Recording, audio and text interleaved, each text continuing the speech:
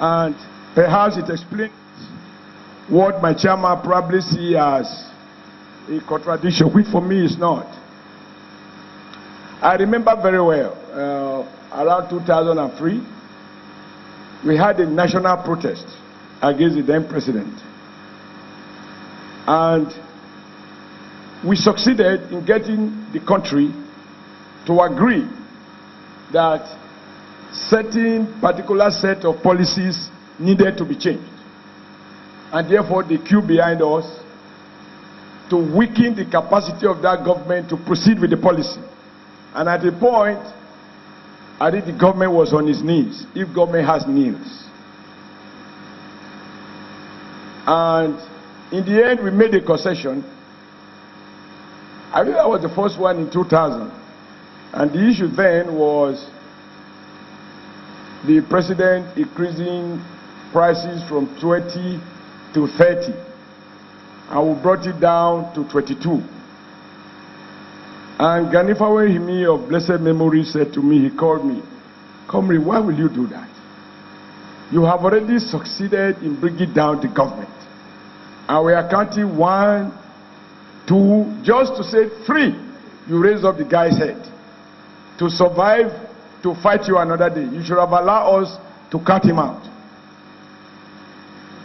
Truly, maybe that possibility existed, I'm not too sure.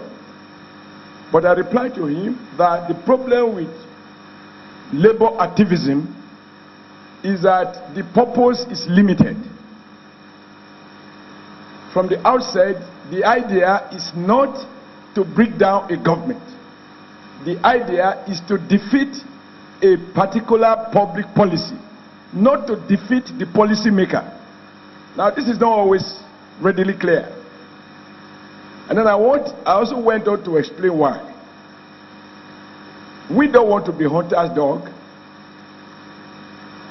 The dog go to the bush, bring the elephant home or bring in the grass cutter.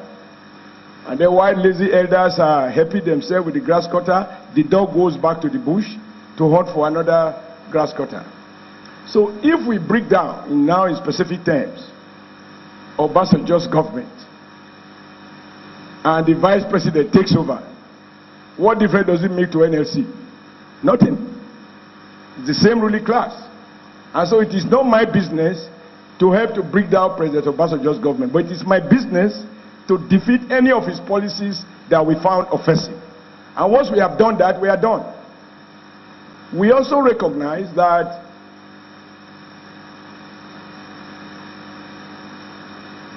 you have to concede that for us to have order, you don't need to draw fully on your advantage. Because if you do, some other time, the game may be different. Sometimes you can consciously give your opponent that you have overwhelmed what in trade union parlance we call face saving. So we gave the president 2 naira. So at least it's not, he will be able to say government revised everything. He still got something. But we got more. We got 8 naira out of the way, he got 2 naira. You have to evaluate what unions do on the basis of union objective, not your own objective. So I think the opposite of this is the one that the governor talks about. He took time out to lecture me, very persuasive, very eloquent man. As I said, even his looks can disarm you if you are not strong-hearted. Why Cross River cannot pay what Rivers is paying, and why Cross River can't do what Lagos will do, and so on and so forth. But even the one we asked him to pay was a discounted rate.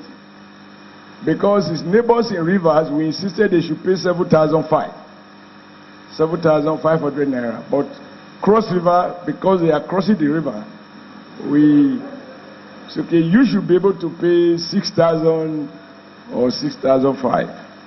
But the law is 5,500. And that he said he would do, and I said, you will do more. Because the idea of a minimum wage is to protect those workers in sweatshops who usually they are not organized, they don't have union power, they are at the mercy of their employers. So the state uses law as an instrument to protect those workers who otherwise cannot, as a collective, challenge their employer for a more realistic, a fair wage.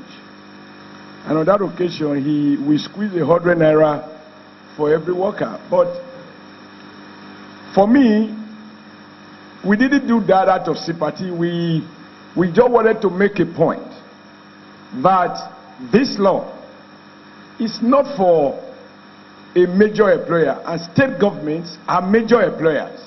This law on minimum wage is meant to protect those domestic staff, as we call them, or houseboys, those small-scale micro businesses employing 20, 30 people, more of the informal sector people. But if you are a major employer like government, you should pay more. And I think once we make that point, I was ready to have dinner with him so that what he didn't pay in wages, he will pay it in food. But as you can see, that didn't change my height, so don't over-celebrate it.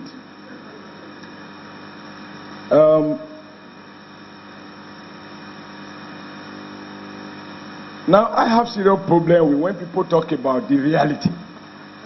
For me, the concept of reality is very dynamic and is value-driven. For the guy who thinks that, you know, the worker is just a tool, is a cost agent, is just, you know, you pay him out of pity, whatever is your own conception of what the worker is. It is realistic to appropriate for a kilometer of road in Nigeria 2 times the cost of a kilometer of road in a similar terrain in Ghana. That is a reality.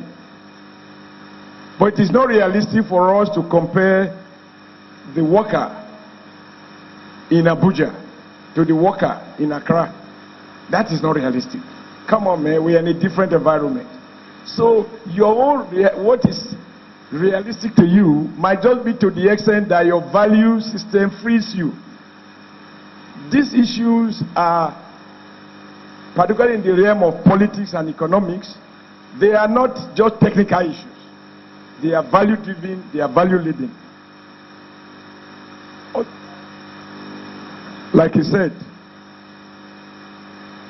a governor, even as we speak now, takes a car, you have 10 vehicles in his entourage, 10 drivers, 20 security personnel, including SSS, SIB, mobile police, and I've even seen some with soldiers. When you look at the cost of that, and this governor is not paying salaries, he's in arrears of salary of 2, 3, 4 months.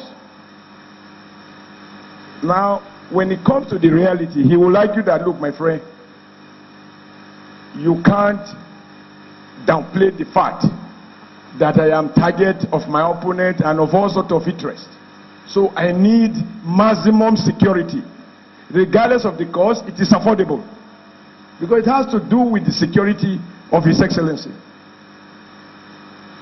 But, Donald, it will interest you to know that, and I will produce this a copy to Father Bishop Kukah. When I went to Edo and they carried the siren and 8 vehicles, I told them I don't need more than 2 persons. And at the point, the IG wrote to me that if I do not accept the full complement of security, then they will not accept their responsibility should anything go wrong. The director of SSS told me something similar. But when I was coming here now, let me clarify this point. We didn't use siren. Tell my driver, the siren disturbed the occupant. I don't know your own experience, but in my experience, the amount of noise pollution the governor suffers